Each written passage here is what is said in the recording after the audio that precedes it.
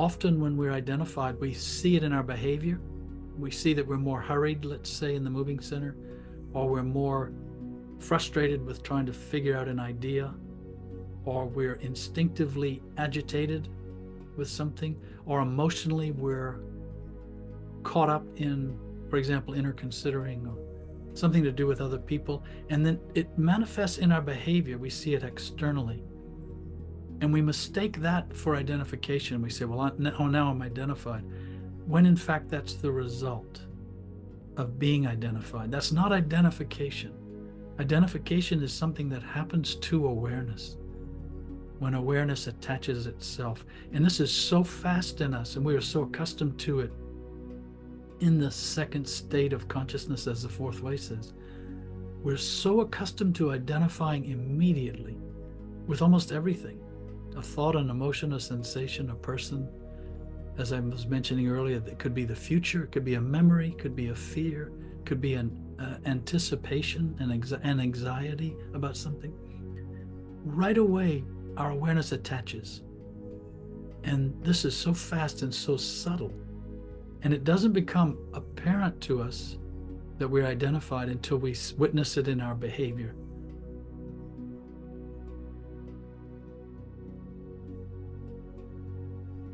It takes a kind of courage based on deep understanding to really go for not being identified, to really go for it, to trust it, and to understand it's like negative emotions. It's not necessary to be identified, but we believe it is.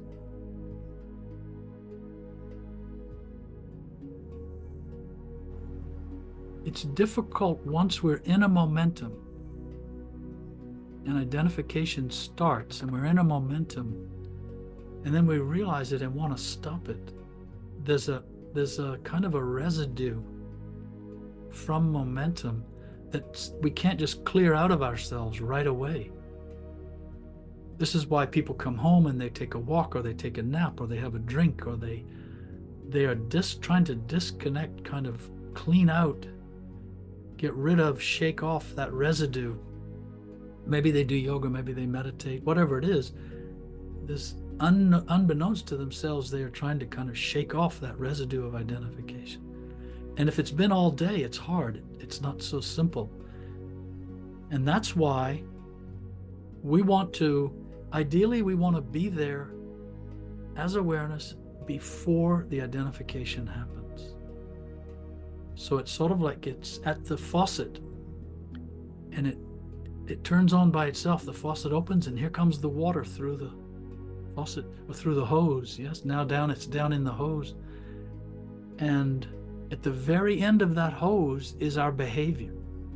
So there's the beginning of identification, and then the flow of that energy, because we're identified. Our awareness is now becoming attention, and now that attention is hooked and it's caught. And then it comes out, it manifests as behavior.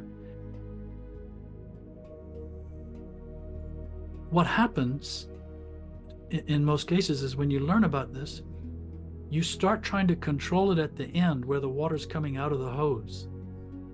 And that's good, that's right. And it's kind of like not expressing negative emotions.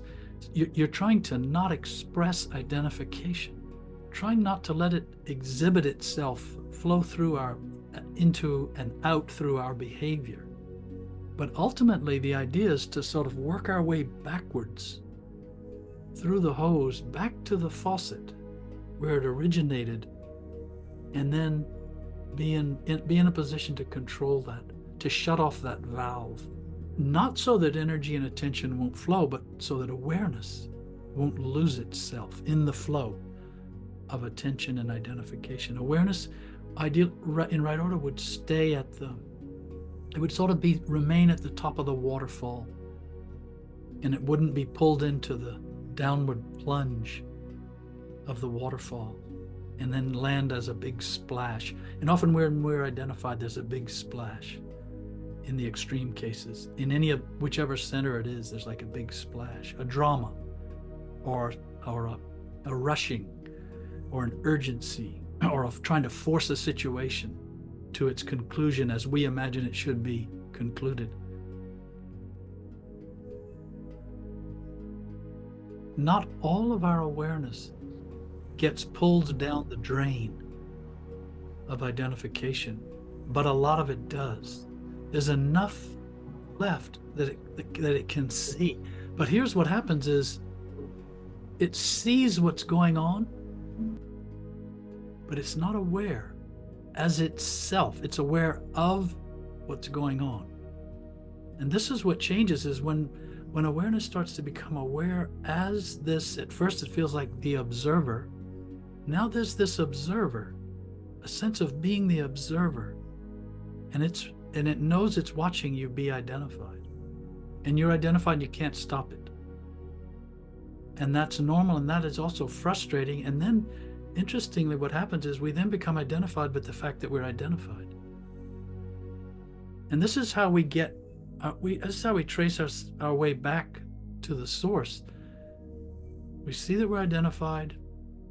We don't want to, something in us doesn't want to be identified, but it can't stop it, and then we become identified with that. So we have to take away that secondary identification somehow.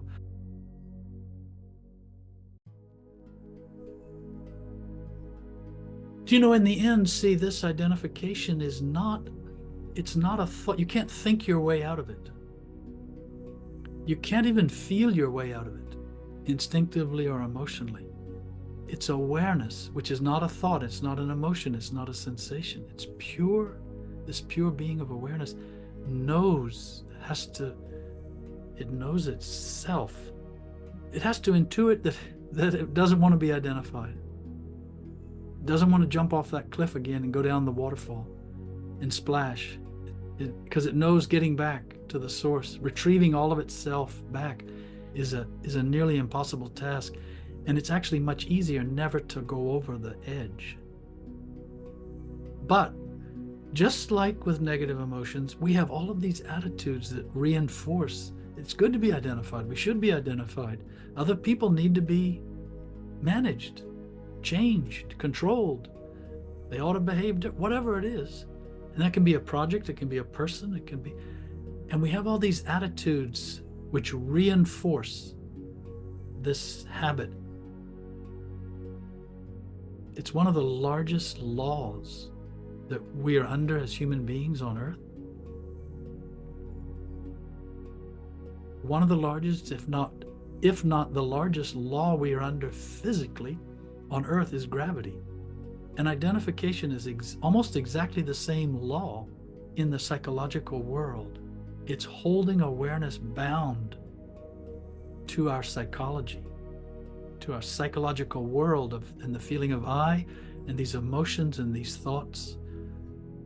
And we feel there's this feeling of what else can I do but be identified? That's how I get things done. It's important. Things are important. Things need to be done.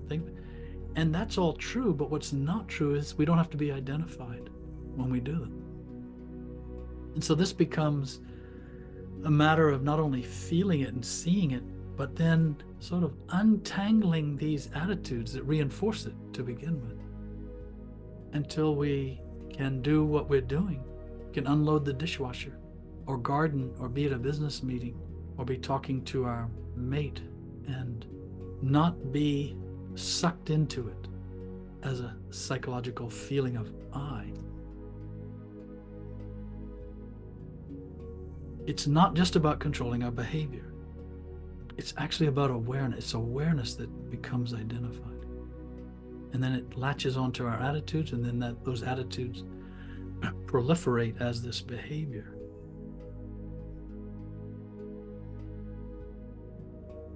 When someone else is identified, this is one of the most difficult things to do, is to talk to someone and communicate. And inevitably what happens is we become identified with the fact that they are identified. And then now we're identified, and then this is when it boils. We think we're dealing with a conscious person, conscious being, often, and we're not. We're dealing with human beings who are usually, for most of them, not very conscious of themselves as consciousness. They believe themselves to be the person. And they're caught up in that. Their awareness is caught up in that. And that's who we're trying to talk to. And this is where it gets fouled up.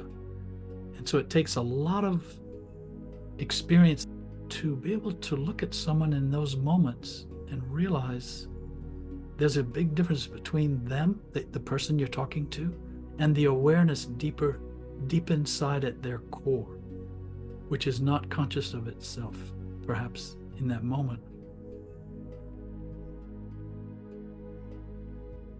It's not about the person. It's really all about awareness.